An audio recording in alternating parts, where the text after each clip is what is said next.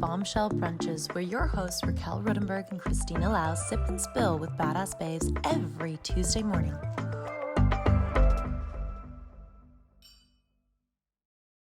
Good morning. It is Tuesday, and it is one of my favorite times of the year.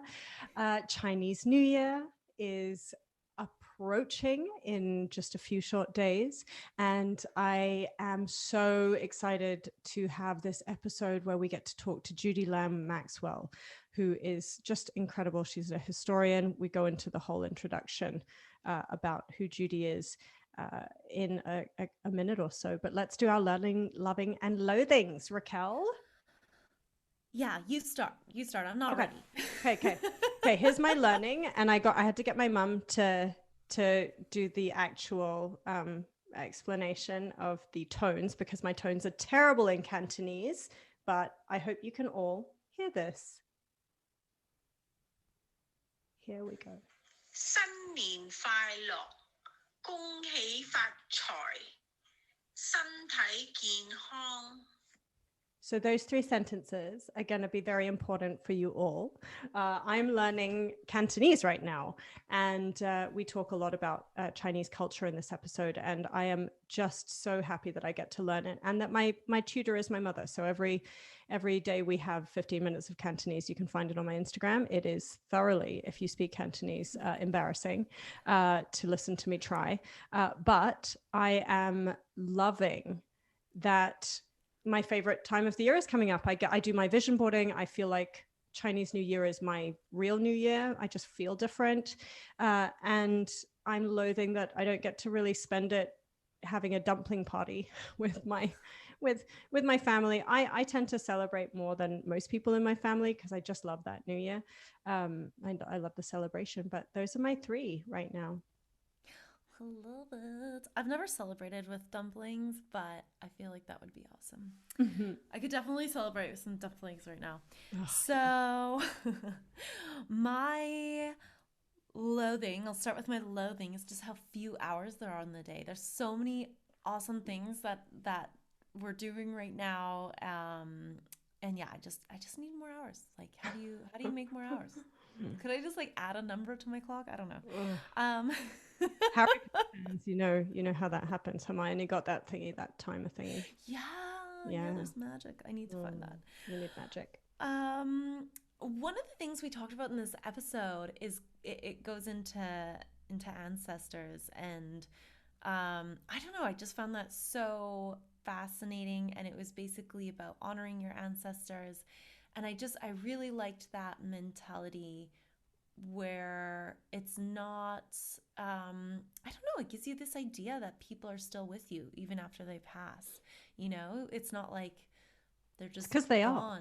They are, but you have like, I don't know, I think here in a lot of cultures it's very individual. It's like you can feel like maybe that person's spirit is still there, but then in the Chinese culture, and there's a number of cultures that will honor and do honor their ancestors, but I love that it's like the whole lineage. It's not just the one person. So that great grandparent you never met, they're there too for you. And I don't know, I just think that's so fascinating. So I think that's something I'm going to explore a little bit more. Yeah, and I'm looking for some dim sum in Amsterdam. So if anybody knows, then holla at you, girl.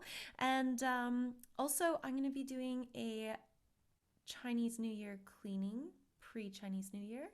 But for me, it's going to be a digital clean. So cleaning out my digital devices to create space for I think prosperity. that's very important. Yes, for more content. Yes. New content.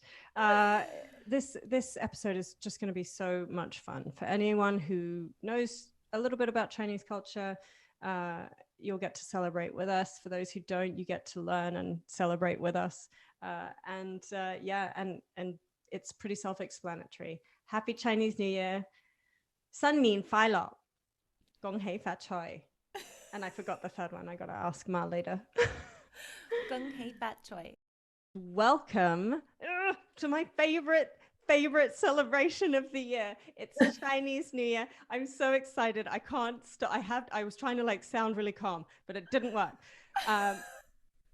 I love Chinese New Year so much, and I couldn't think of a better person to go through all of the ins and outs and everything surrounding and all of the like deliciousness of Chinese New Year than Judy Lam Maxwell. So I want to say welcome to the Bombshell Brunches podcast, Judy. Thank you. My pleasure to participate. So Judy, to give you, Judy has an incredible, extensive knowledge of Chinese culture. I've actually personally taken a tour with Judy around Vancouver's Chinatown, historic Chinatown. And if you have not done it and you are local or you visit at some point, you must do it. It's just incredible. Her knowledge of the Chinese diaspora is just so in depth. She's a third generation European Canadian on her dad's side and first generation Chinese Canadian on her mother's side. She has deep roots in the foundation in the city of Vancouver. She has an MA in history from UBC, which is the University of British Columbia, a certificate through the Center of the Study of for the Study of Historical Consciousness at UBC's Faculty of Education. That is a mouthful. And she's currently a board member of numerous organizations in Vancouver's Chinatown, including the Vancouver Chinatown Revitalization Committee, the Chinatown Society Heritage Buildings Association, and the Vancouver Chinatown Heritage Committee. She's a past board member of the Organization of Chinese Americans and the BC Historical Federation. Judy is the best super nerd you could possibly have, who also knows how to make the best dumplings. And we'll get to that later, because Judy does tours around Chinatown, Gastown, Granville Island, has Hakka cooking lessons, which sounds delicious, and now I'm really hungry just by saying all of these things. And today, because we only have a short amount of time, we're going to focus on Chinese New Year. And hopefully by the end of it, you're all going to go away with one or two things that you can do to celebrate, one or two ways that you can kind of understand Chinese culture a little bit better. So that was a whole mouthful of awesomeness. Judy, I want to talk about how you grew up, because you and I have spoken about this before when we did the tour, actually. How did you grow up? What was the city like? You know, what era were you in? How do you think that set you up to talk about Chinese culture and Chinese New Year specifically? So I was born in Vancouver in the late 60s. Vancouver was just a town, and there were not very many, it was very white. And I grew up in Kerrisdale, sorry. And my parents were the only mixed couple on the block we lived in. And there were only about a handful of non-white kids at my high school. Now that high school is about 80% Chinese. So Vancouver's changed a lot. And I grew up in a time where I was not really accepted. So I was an anomaly, because there were not that many half Chinese kids or mixed race kids back then. Now it's quite common. Yay. So I lived in Vancouver until I was 6, and our family moved to Tokyo. We lived there for 3.5 years, and we moved back to Vancouver, we moved to Summerland for a year, then we moved to Toronto for 3 years and back to Vancouver. And I went to high school back in Vancouver with people I'd gone to kindergarten with. It was very strange. And after high school, I went to Langara, and then I went to UBC, and I studied for years because I crave knowledge, and all the courses I took were so interesting. And it wasn't until I was in 4th year when I took a course called Chinese Migration that I found my calling. And my professor said she wanted me to speak to her about doing a master's degree. And I went to French school when I was a kid, and we didn't know that much Cantonese. And I thought there's a language requirement for history. And I thought I would have to do it in Chinese. So I declined to do a master's with her. Well, then I found out I could do my language requirement in French. And so I did a master's with her. Wow.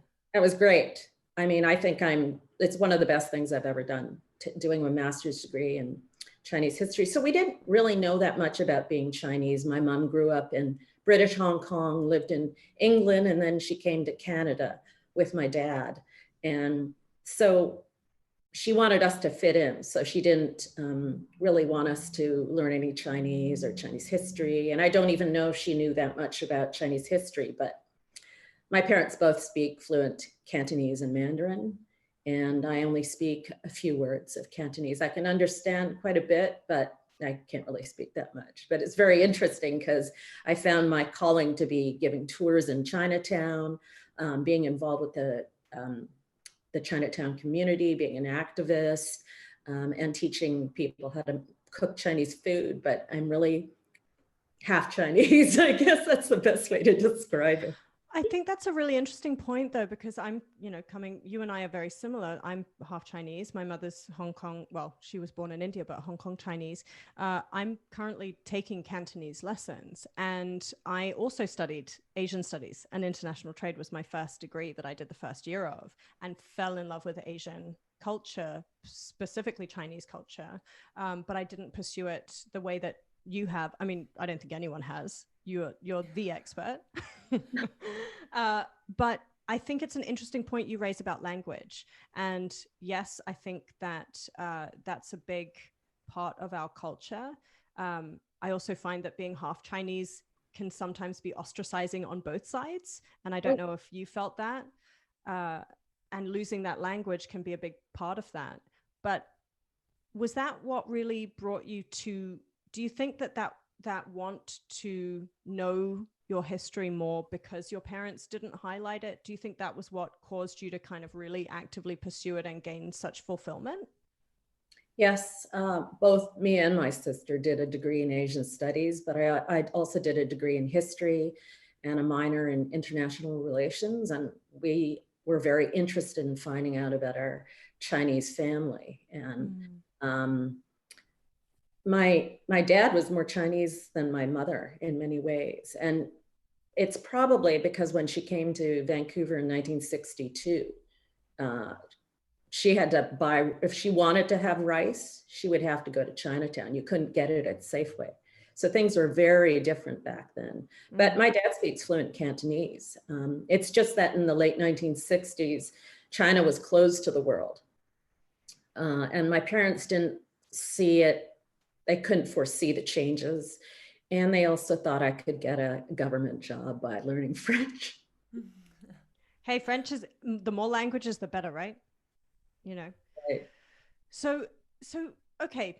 I mean, that's a whole other conversation we can go into, but I want to dig into the difference now between the lunar calendar and the Gregorian calendar, because one of the things that I found really fascinating, and I'd love to know what you think, but I feel like Chinese New Year, and I'm super biased, everyone, is the real New Year. That's when my body, my energy, I do my vision boarding, I set myself up to do my New Year with Chinese New Year. It feels different. How does it feel to you? And can you explain the difference for those who don't know the actual difference between the lunar calendar year and the Gregorian calendar year? So the Gregorian calendar is based on the position of the sun and its relation to the stars behind it. The seasonal equinoxes are based on the sun, and the lunar calendar is based on the moon. The lunar calendar has about 354 days, give or take. And the Gregorian calendar has 365. I love Chinese New Year's. I think it's so festive. And I think Vancouver's Chinatown has the largest Chinese New Year's parade in the world. About 125,000 people show up for just a few hours. This year, we're not going to have one, unfortunately, because of COVID, but it's different from New Year's Eve. But it's different for us because I think a lot of people like the regular December 31st New Year's partying and celebrations, but it's not the same to me because it's so neat culturally being part of the parade, seeing friends, doing the traditions. Like, well, we can talk about the traditions later. Yeah, we'll get There's so many neat things to do. There's all sorts of symbolism, and it's not like just going out and buying a bottle of champagne. And it's neat. There's like all these gifts you give to each other and things you hang in your windows and in your place, right? Yeah, all the things. I love Chinese New Year. I actually lived in Chinatown for a number of years, and I had a balcony right above the street that the parade always starts on. So I was very fortunate. It was very fun. I enjoyed it so much. I want to go back to symbolism a little bit. One of the things that I think so many people take on of all different cultures from Chinese culture is animals associated with the month that you're born in. So I was wondering if you could talk a little bit about that, what the story is, what it means, what your animal means. Right. So there was this Jade Emperor that wanted to host a race. He wanted to create 12 zodiac animals, and basically the animals had to compete with each other to get their position. So to win a place in the 12, you had to cross a river. So there are all sorts of really interesting stories, like the order of the animals. To cross the river, a rat and that's me. oh yeah. They were like best friends, and they decided to hop on the back of an ox to cross the river. And then the ox was just big and hardy and strong, and so he took him across. And then the rat kind of lunged forward, and the cat fell off into the water. And so the rat ended up being the first out of the zodiacs. So crossed the river first, and then the ox was next. So last year was, well, this year is Year of the Rat. And then starting on February 12th is the Year of the Metal Ox.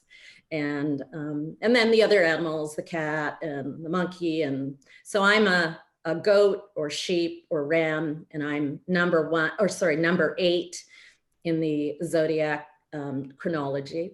And that's a lucky number, right?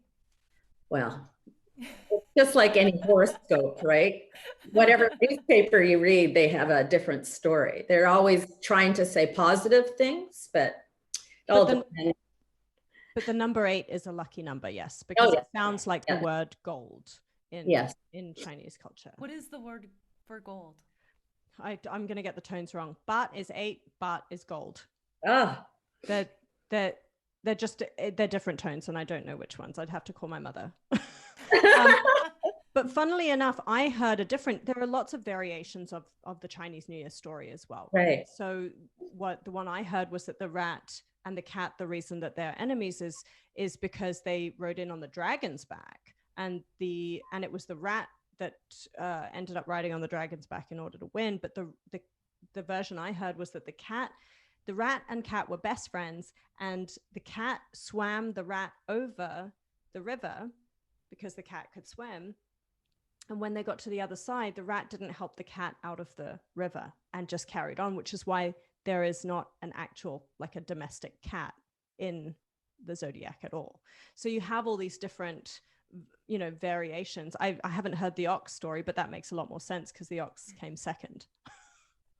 It's funny because from what I understand, this is why cats don't like rats. Yes. That is the common thread. Yes. And why I don't own cats. That's very cool. And would you say, how do you think people use, or how do people use this concept? Like, is it really just, okay, that's horoscopes and it's fun, or is this used more? Oh, I think it's very much like a horoscope, but Chinese are very they like symbolism. And there's all sorts of traditions that go with different animals. So I was born in 67, and it's supposed to be a lot of pressure on me in 2021 because I'm supposed to retire soon. This is what I read. So there's a lot of pressure on me to earn money because my retirement is approaching. And so they're just all these interesting things that they say. So since sheep have a natural pursuit for freedom, they will try every means to enjoy life. This sounds like me. However, this personality also makes them spend money carelessly and could finally result in wealth problems. Sounds like me. This sounds like all of us. I live for the moment. They should bear in mind that the fortune and wealth only comes when they can make ends meet. So what I do, I'll show you something cute. Every year I change my business cards to reflect the zodiac animal. So this is my sheep card. Oh. This is my pig card. So if I don't use them all in the year of the whatever animal, then I can use them again in 12 years. That's how the zodiac calendar works. It's like every 12 years, the animal repeats, right? Just stockpile all these cards. That's amazing. I am. Or just put them in a lycée. Put them in a lycée with some money and be like, this is who I was, but I'm a new me now. Going back to Raquelle, what you were saying about, how do people believe? I find that I identify a lot more with the Chinese side than I do the Western side, especially with the horoscopes and looking forward. And Chinese people tend to be very superstitious as well. So with whatever year you're born in, one of the things my friend Jilly, who's going to be on the podcast as well, she will often send a Chinese New Year, hey, it's the year of the ox. You've got, if you're a rat, like the rest of all of our rats who are in the primary school together, she's like, you've got to wear this animal this year. Because sometimes there's like a lucky gourd that you can wear that generally wards off the evil or the negativity that might come to you as an animal. But for example, I would look at the year of the ox and say, what does that year mean to me as the rat? And then what do I have to wear to protect myself? So sometimes it might be, I don't know what it is for me for this year. Jilly will probably tell me in a week what animal to go and buy. But for example, I might wear a dragon to around my neck to offset, or a dragon bracelet or something like that. And that also works with compatibility. So you look at if someone is like, you're a sheep. Raquelle, do you know what Chinese? I'm a horse. Oh, of course you're a horse. Yeah. Loves travel, can be flighty. These are just my ways of being allowed to insult people. I'm like, oh, right. And then I just walk away and they're like, what did that mean? So yeah, there are those, the kind of, I mean, Judy, do you believe in the elements as well?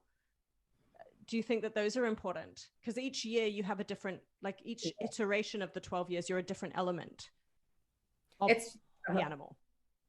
Like I was saying, it's a metal ox this year, and you're supposed to, for prosperity, you're supposed to wear a lot of jewelry, a lot of metal to get that. There's all sorts of really interesting, it's just like the horoscope, how you're under some sort of planet as well. There's some sort of connection there. So there's things like, because it's not my year, there are things like Kristina was saying, how you have to protect yourself because you're a different animal, and things you can do to make your year more successful. So there's like so many layers of superstition. Yeah. I think it's cute. I like the basing it on nature, right? Yeah, I love it. More excuse to wear more jewelry. Oh yeah. Take it. And Judy, where do you go to find your horoscope? Like what should people Google? Because I want to put that link in at the end. Where do you go? Where did I find a review about let me see. I'll have to tell you later. Yeah, Yeah, we can put that in the notes at the end. So keep an eye out for that in the podcast notes, everybody. I want to move on to food though, because I'm starving, and I feel like that's an appropriate time to start talking about food, especially dumplings. So one of my favorite things, and I've hosted dumpling parties with. Thankfully, my mother is exceptional at making dumplings, and I know that it's very much a Chinese tradition, very much a family orientated, I should say, tradition. Tell us about why that dumpling tradition is so strong in Chinese culture, and then tell me how many types of dumplings there are and why they're made the way that they're made, because that's a story. So there's a lot of stories about the creation of dumplings. And one of the stories I heard was a Chinese medicine practitioner lived in a village, and some of his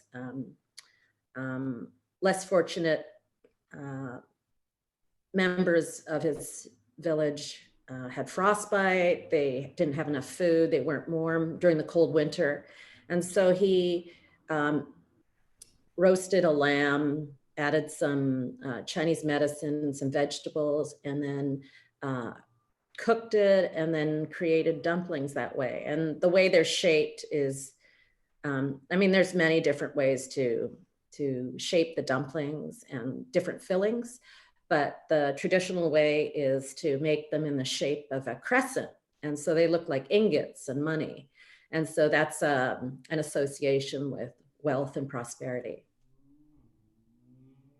And Chinese culture, there's so much associated with food. I mean, I know this for every culture, but Chinese New Year, same with the Mid-Autumn Festival, the Hungry Ghosts, Festival of the Hungry Ghosts, they're all really centered on food. And we'll get to deities later, but you leave food at the shrine, you share food. Food is shaped in prosperous ways, so the shape of the food is really important.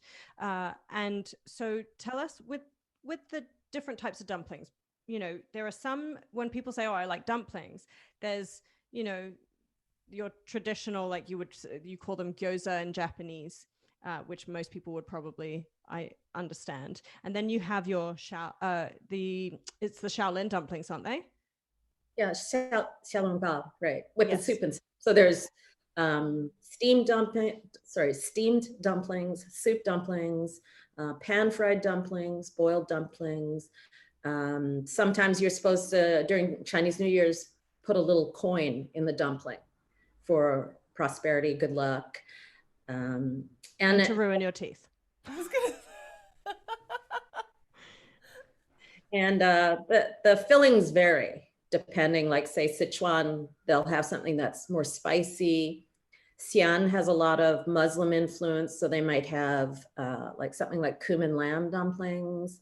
The traditional Cantonese dumplings is usually ground pork. And cabbage. And chives. Yes. Mm.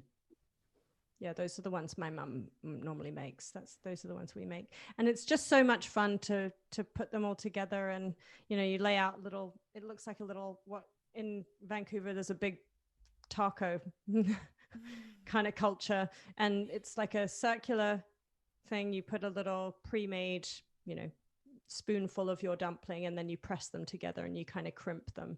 And you make as many as you can possibly fit in your stomach, and then 1,000 times more than that. And then you feel utterly sick after eating them, but thoroughly satisfied. That sounds spectacular. I'm just And I tell people that in my dumpling classes that I ask for their food dislikes or allergies. And some people are vegan. I can make vegan dumplings. That's easy, with gluten-free flour. And there are like ground chicken. My sister's pescatarian, so we might have like a prawn and scallop dumpling. People don't eat pork and don't want seafood. Some people have seafood allergies. We'll have ground chicken. Oh, I just want to go yum cha now. I just want to go and have some dim sum. Oh, I need to see if there's some good food here in Amsterdam. I'm in Amsterdam right now. So I'm missing my food. You're missing dim sum. I am. I love dim sum. Okay, so I want to move on a little bit from food because otherwise I'm going to too be walking hungry. off here. But we're talking about shaping food into the shape of money. And so really like manifesting wealth. And I know Kristina and I have talked a lot in the past about the Chinese culture around manifesting wealth. The money sword that you have, that was one of the things my we money talked sword. about. Yes. And then of course there's the red envelopes for Chinese New Year. So can you talk a little bit about the culture around manifesting wealth? Because I think in contrast with North American or European cultures, it's like money is so taboo. You don't talk about money. And so it's really interesting to see a culture that is so open about money and manifesting it. Well, it's interesting because they talk about, traditionally, they talk about fortune. Prosperity could also mean wealth. So they have like red envelopes, and they could have money inside them. They could have candies or just a nice card. The shape of the dumplings, crescent shape to look like ingots. Yeah, it's always been a big thing in Chinese culture about being thrifty and also manifesting fortune. And it's supposed to be correlated with happiness and good luck, that sort of stuff. Yeah. For those of you who are watching on YouTube, I just ran away to get these little ingots. Oh. So you can see, for those of you who are listening to us, you can see that there's like a little imprint on this ingot, which is what these are old Chinese gold bars, and you can buy these at Chinese dollar stores even, and they basically say some variation of good luck and wealth and prosperity. And what would you do with that? Like, where would you put it? Would you put it in a windowsill or yeah? I don't know. I leave it at the entrance of my house. Like I leave it like when I walk in the door, the first thing I see is money. And we had this conversation, actually, Chinese culture aside. I don't know that that's the right thing to do. But we had this conversation with one of our previous podcasts where we talked about making sure that you see money everywhere you go. And that's what led us to speak about the coin sword that my mother gave me recently. And I think that Chinese culture just really is very much about it. I mean, wasn't Chinese one of the first with the currency and the coin? And what's the history of that, Judy? I read a book about that a long time ago. I know, I believe the Chinese culture was one of the first with currency, but it didn't start with metal. It started with, a lot of people used to trade in salt. And I can't remember exactly what, but they were the first to print paper and print money. So I think that's a really big part of the history, right? The Chinese civilization itself is so steeped in a kind of quantifiable wealth. And that's not all it is, but... I'm sorry. There were a lot of traders, right? So they had to barter, and that just became part of the culture, right?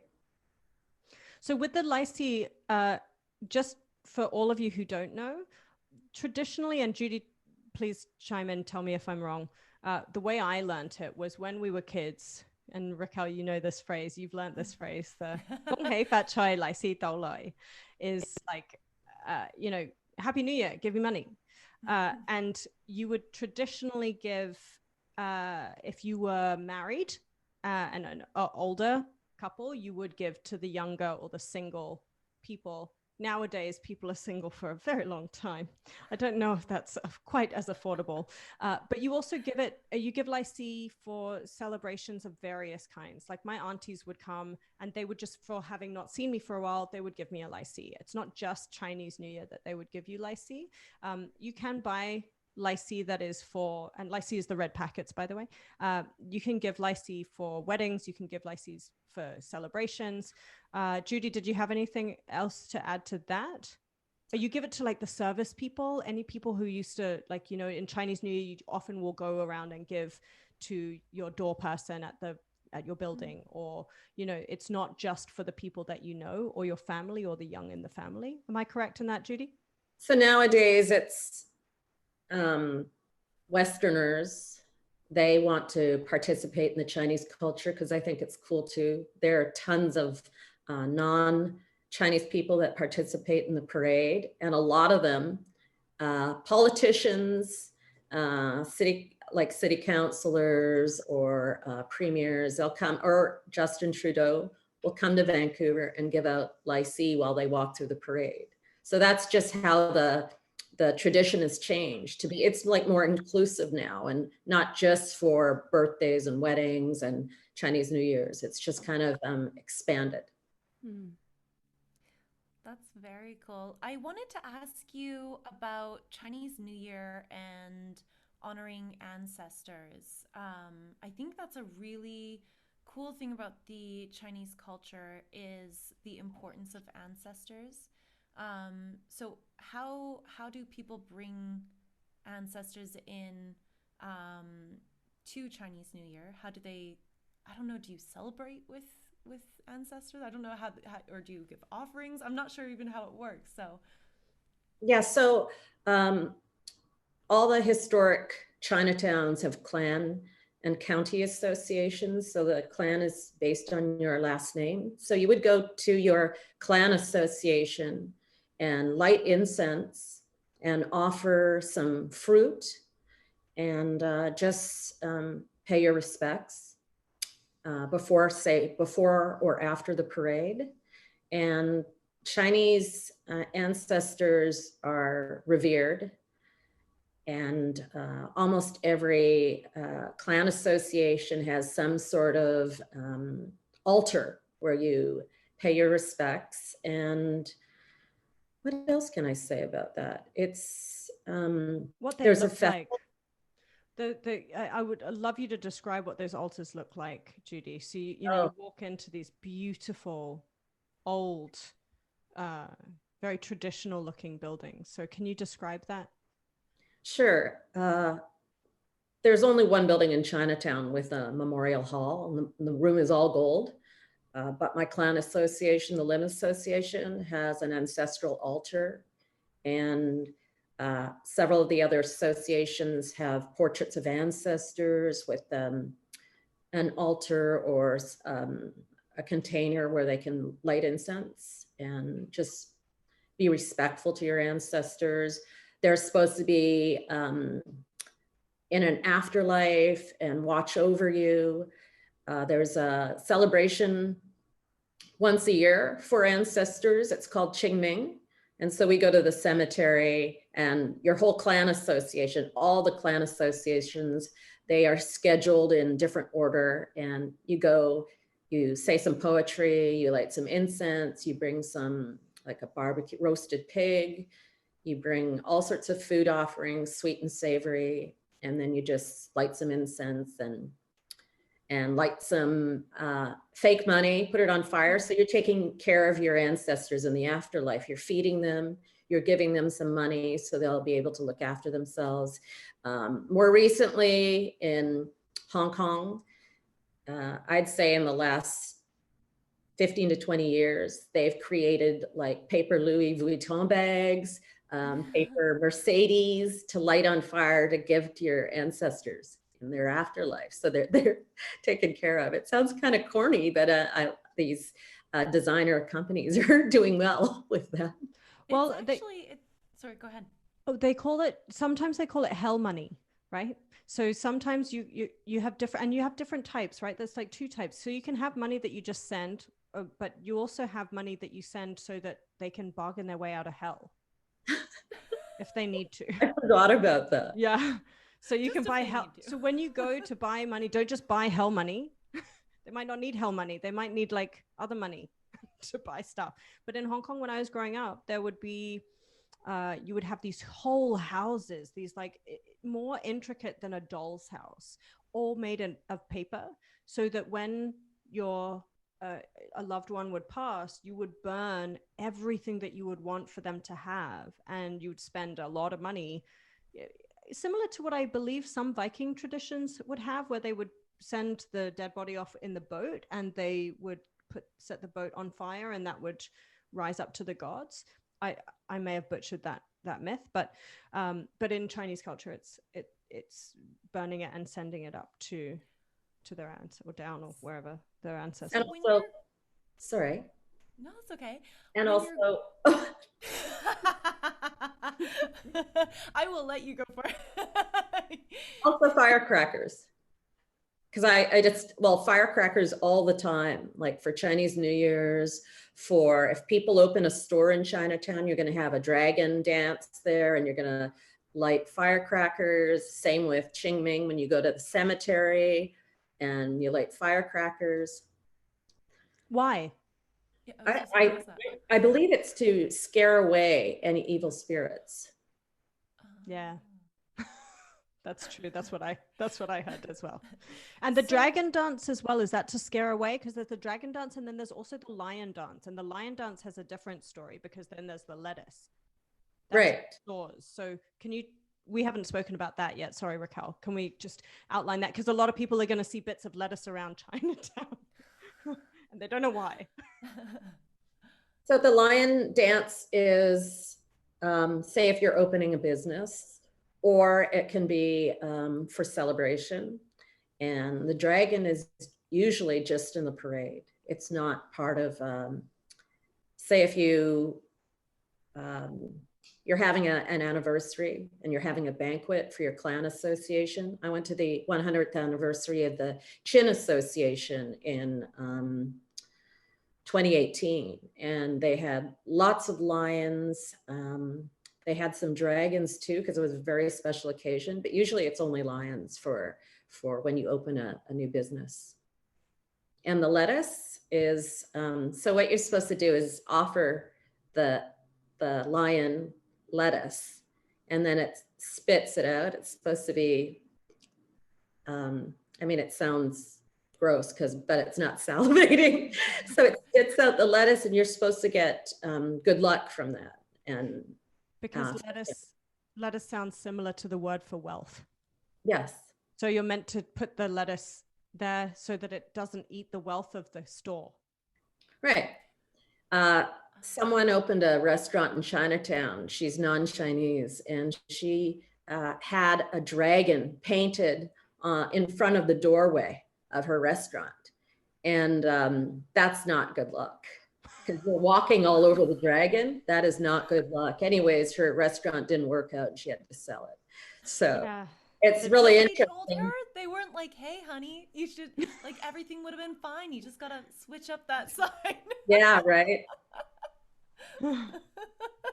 Because when somebody opens, like, say, the Ma Association did a renovation on their whole building, and the restaurant on the ground floor, Jade Dynasty, had to close during that renovation because they were also fixing up the restaurant.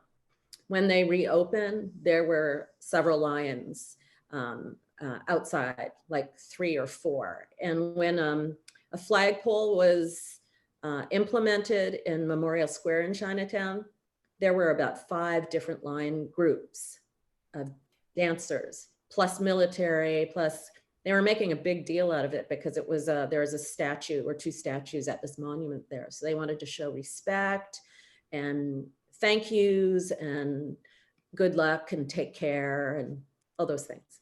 So is a lion a protector then? Yes. I believe so. Yeah. Okay. So, and the dragon is not. I think it depends on the context. I think it does depend on the context, right?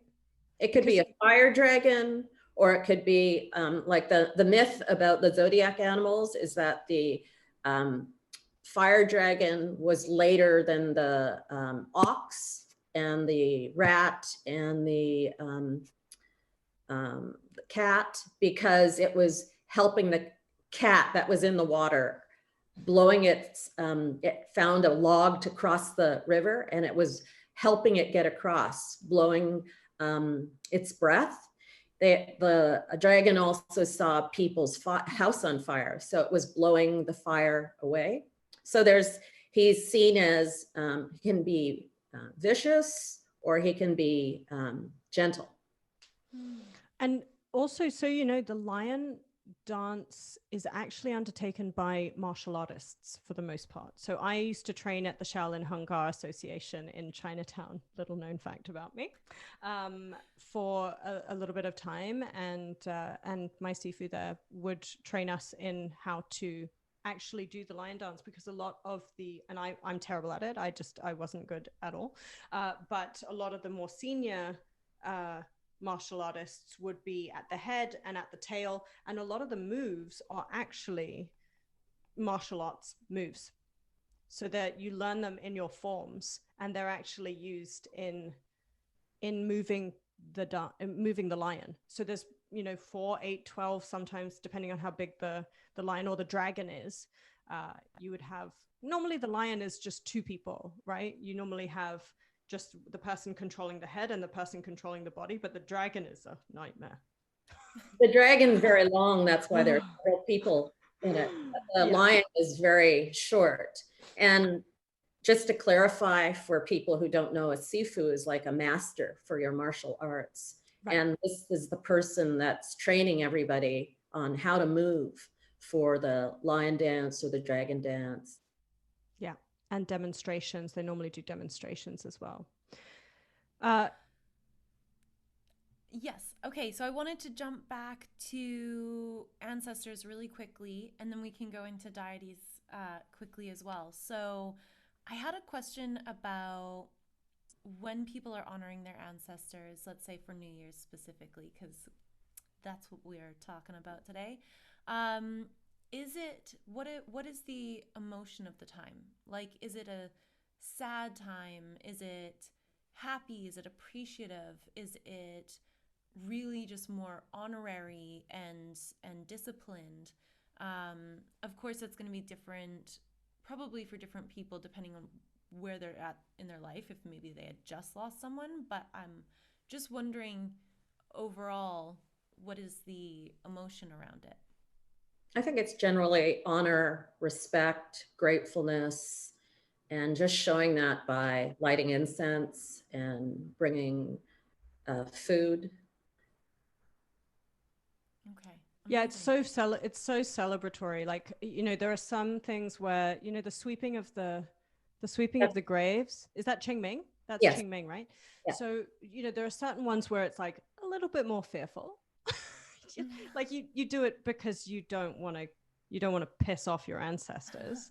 But Chinese New Year very much is celebration. Like it's fresh. And there are some other things that I always do now, and I just wanted to go into those habits just really quickly. But like, I don't know about you, Judy, but I try not to use anything sharp on Chinese New Year Day. I try not to cut my hair within 2 weeks of Chinese New Year.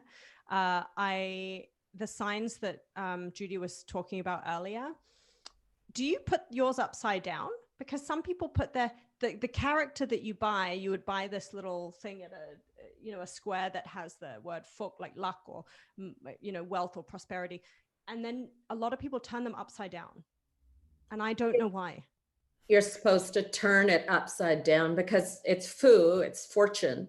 You turn it upside down so that you're confusing any evil spirits. Okay, that's why. So they don't take it. Yeah, there's all sorts of stuff, like all connected in some capacity to feng shui. Yes, very true. And I also sweep or vacuum the night before, and do not clean the day of Chinese New Year, because that means you're sweeping away all your wealth or your good luck. Yeah. Yeah, the things that you're supposed to do prior to Chinese New Year are clean up and discard stuff that you don't need. You are, not necessarily, but most guys cut their hair before Chinese New Year's. What else are you supposed to do?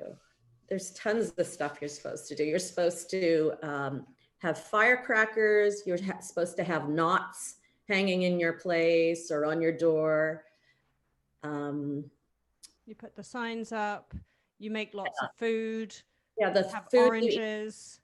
Yes, oranges. There's certain things like eating noodles for long life. Yes, that's All right. the symbolisms of food, the shape of the dumpling, making sure you get together with relatives and friends. Which you need to do on Zoom this year, everybody. Just be safe. And exchange red envelopes and other gifts. And you're meant to get rid of as much debt as you can. You're not meant to owe somebody money off, like before Chinese New Year arrives, right? So if you have something that you owe a person, you said that you'd pay them back, you want to do that before the new year hits. So you don't want to walk into the new year with debt. I love it. I get so obsessive over all of these things. Can we talk about the deities and how people honor them, and specifically if there is any traditions for Chinese New Year's? So I showed you the guys here. So there are these three wise men. Sorry, I should point out. This is Fu, fortune. This is Lu, prosperity and fertility. And this is Shou, he's longevity. And so these guys are around all year, and they're supposed to be at your house or your place of work to protect you and look after your future. People do different things like, what other deities are there? There's Guan Yin. What does she do? Who's the river god? There's the river god, the mountain goddess. Okay.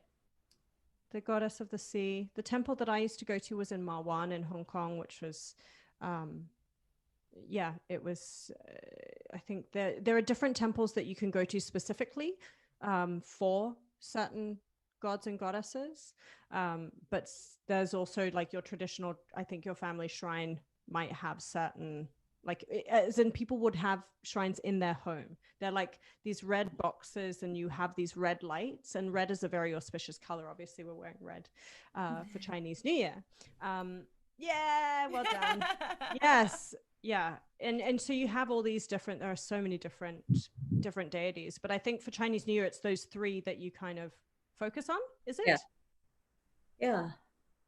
And how So, is it? One of these guys will show up at Granville Island Market. I believe it's Prosperity, the center guy, the center statue deity.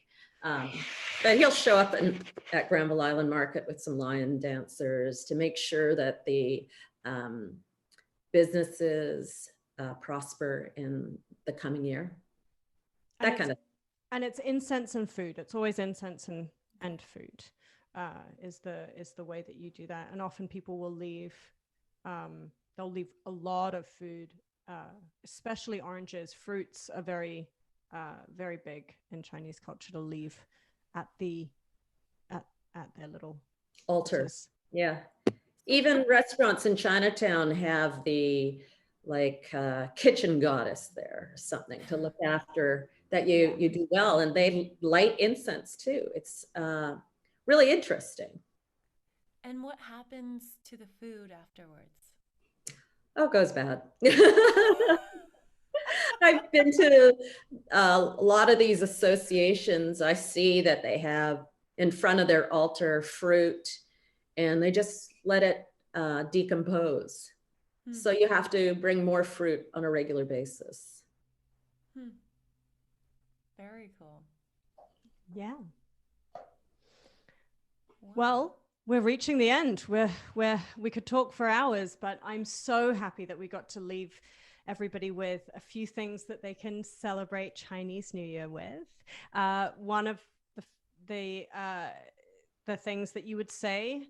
Judy, would you like to tell us how to wish everybody a happy New Year in Chinese? San Yin Fai Lok. That's in Cantonese. Most people think it's Gong Hei Fa Choi, but that's to your health. And there's also San Tai Gin Hong. That's good health. So everybody says Gong Hei Fa Choi. Yeah, but that's what I'm used to. They don't know. Yeah. San Nin Fai Lok is actually literally Happy New Year. Right. Yeah. So you can say San Nin Fai Lok, you can say Gong Hei Fat Choi. And what was the third one? Oh, yeah, sorry, Cantonese. San Tai Gin Hong. Which is good health.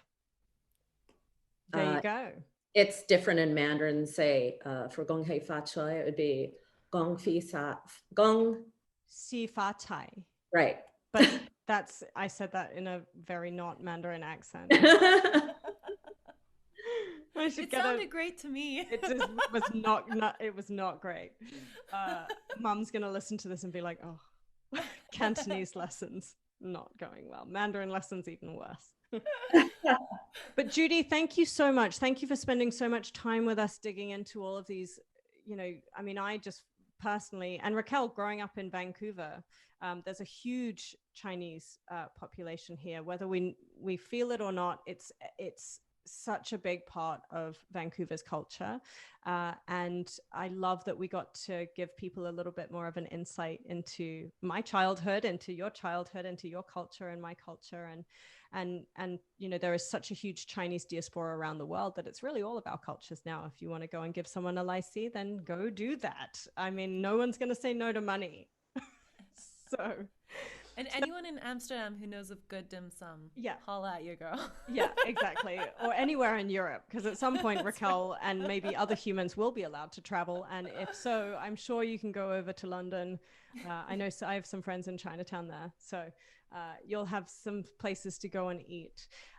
Judy, thank you so much. We're going to put a link into Judy's Chinatown history and dumpling tours. Highly encourage you to take one of those tours. It was one of my favorite things to do if you are local or visiting Vancouver. And Judy, we'd love to have you come back again down the road to talk about the Chinese diaspora and some Chinese history that has to do with not Chinese New Year. Thank you. This was great. Thank you so much.